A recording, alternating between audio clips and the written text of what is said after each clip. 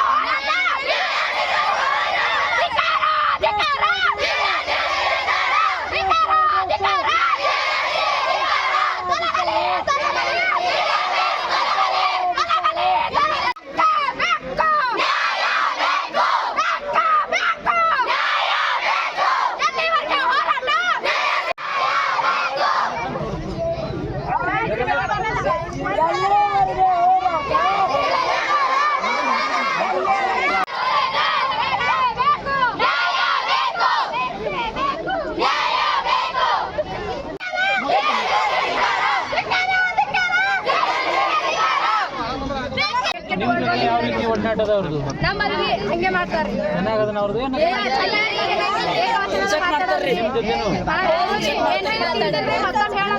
ನಮ್ಗೆಲ್ಲರಿಗೂ inset ಮಾಡ್ತಾರೆ.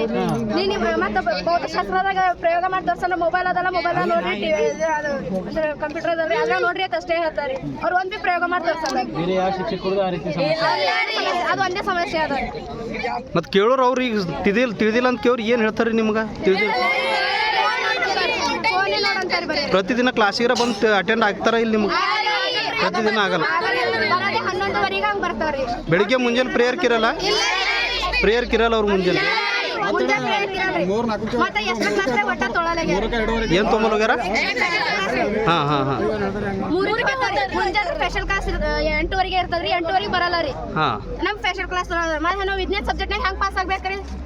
ನಿಮ್ಮ head master ಈಗ ಅವ್ರಿಗೆ ಕೇಳ್ಯಾರ ಒಂದ್ಸಲ 2 ಸಲ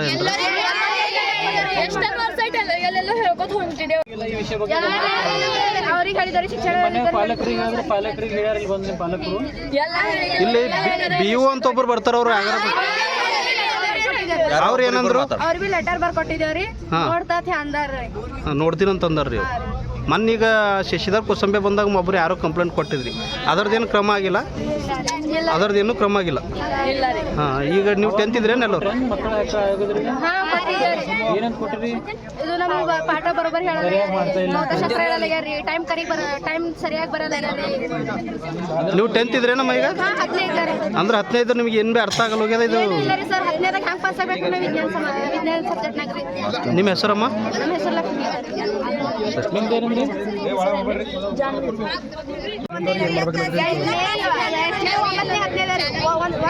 ಪ್ರಯೋಗ ಮಾಡಿ ತೋರ್ಸಲ್ಲ ರೀ. ಈಗ ಮುಂದೆ ಏನು ಮಾಡ್ಬೇಕಲ್ಲತ್ರಿ? ಏನು ಮಾಡ್ಬೇಕಲ್ಲತ್ರಿ ಮುಂದೆ? ಅವ್ರಿಗೆ ತೆಗಿಬೇಕು, ಟ್ರಾನ್ಸ್ಫರ್ ಮಾಡ್ಬೇಕಲ್ಲತ್ರಿ. ಅವ್ರೇ